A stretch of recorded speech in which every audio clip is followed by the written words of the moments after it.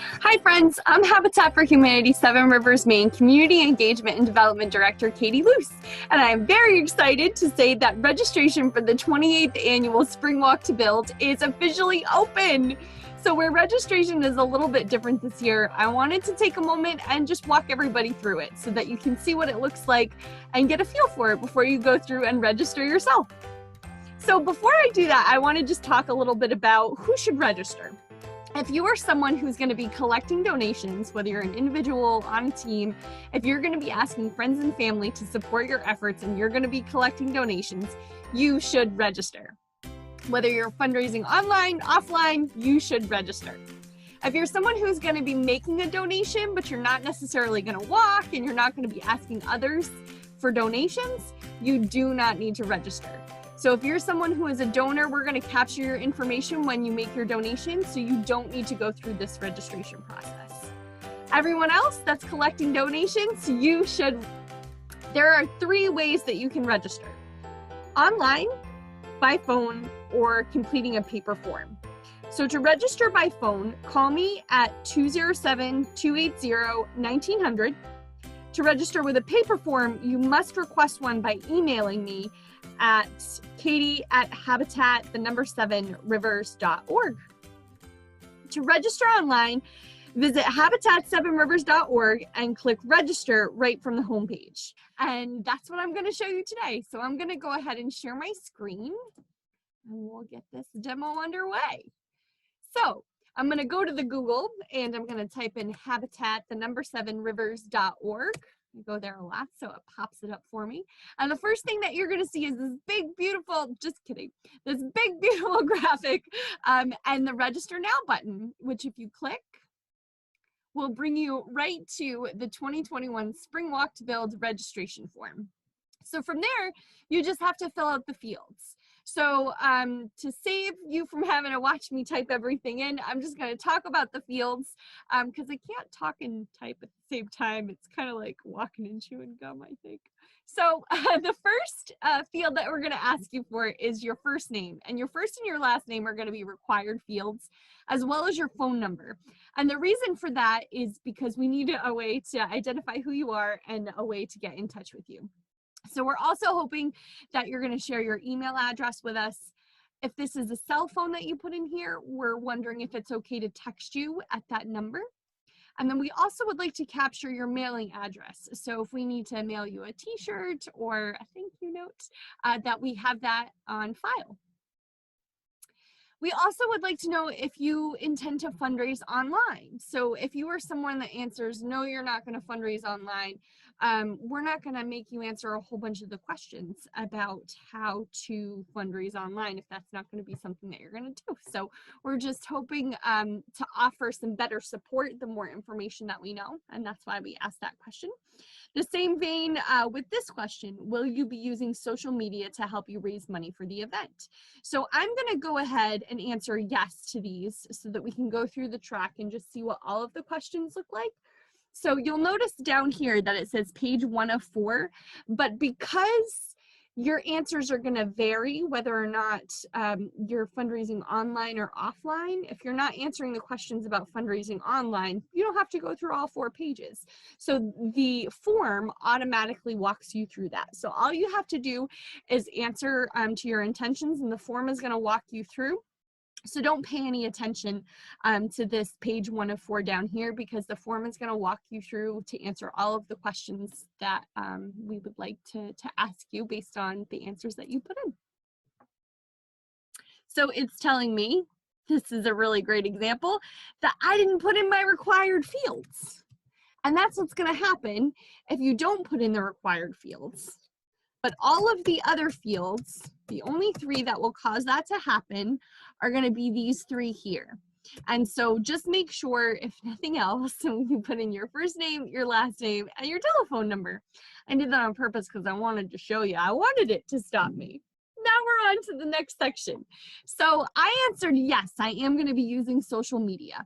So in order to use social media, we want to be able to support you in doing that because we're also active on Facebook. So we're trying to get some information about what kind of platforms you're familiar with and where you're spending most of your time so that we can help you develop content to reach your audience for your fundraising. So that's why we're asking those questions. Next, we'd like to know if you have a favorite place picked out to walk. So we'd love to be able to share some of the great locations that are shareable. So if it's a secret, don't tell us. But if you have a favorite place that you don't mind that we share, we'd love to have you list it here. And then we're also going to be putting together a webinar series. And this is going to be a series based on how to set up and then maximize your fundraising potential. So we're going to be having a restore team that we're going to be using as an example for this webinar series.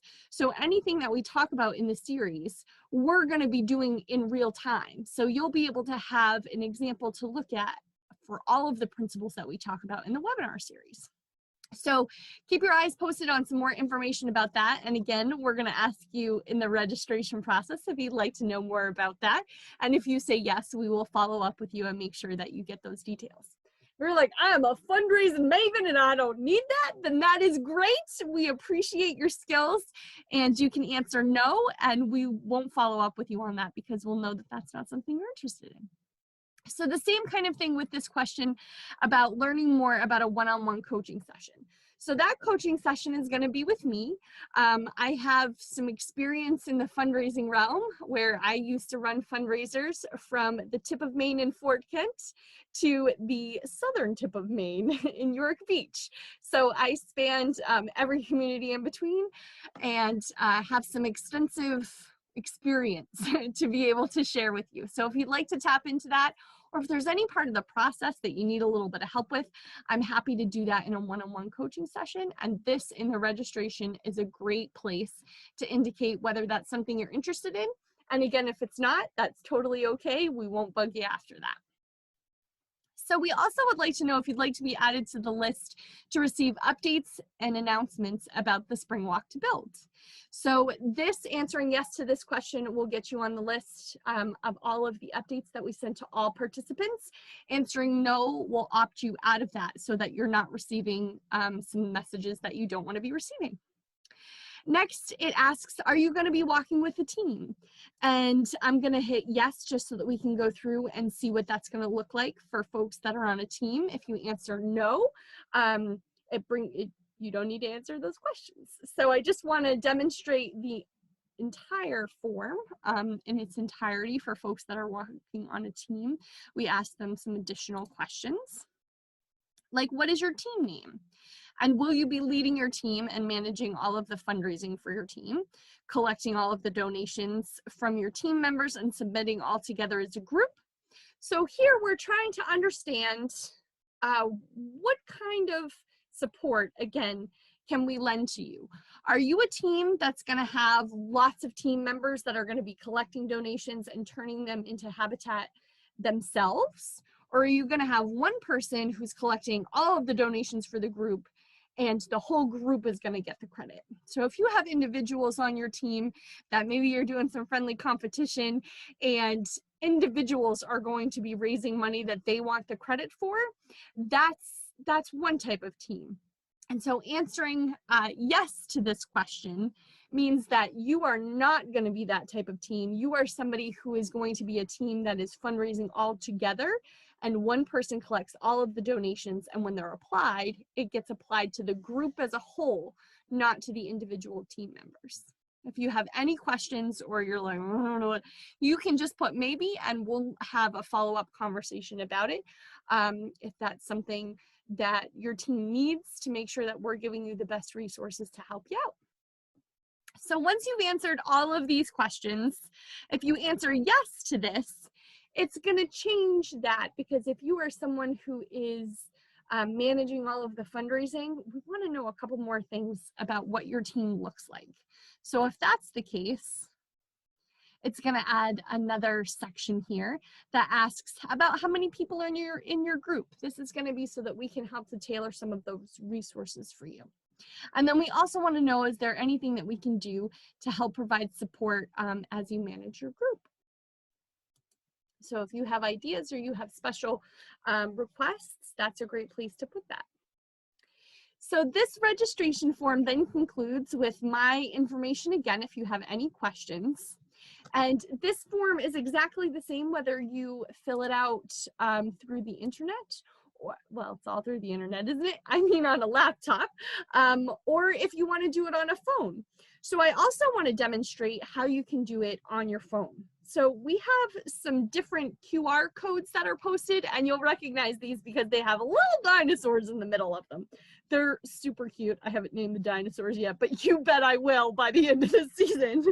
So if you see any one of those QR codes and they look like this, if you see those posted, you can take a photo. Actually, you don't even have to take the photo. You just launch your camera, you pull it up, you launch your camera, you point it. All you have to do is point the camera at the QR code and it pops up the link. And then when you touch the link, then it goes through and it brings you automatically to the form. And then you can go through, and don't forget to put in your first name, your last name, and your phone number. Otherwise, it's not going to let you function.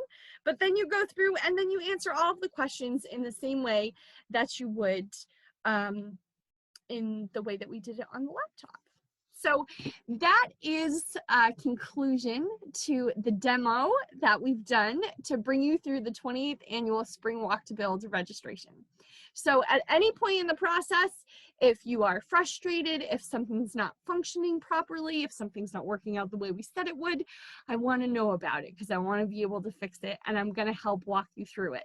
So at any point, if that happens, feel free to give me a call or shoot me an email. And again, my information will be posted at the end of the video.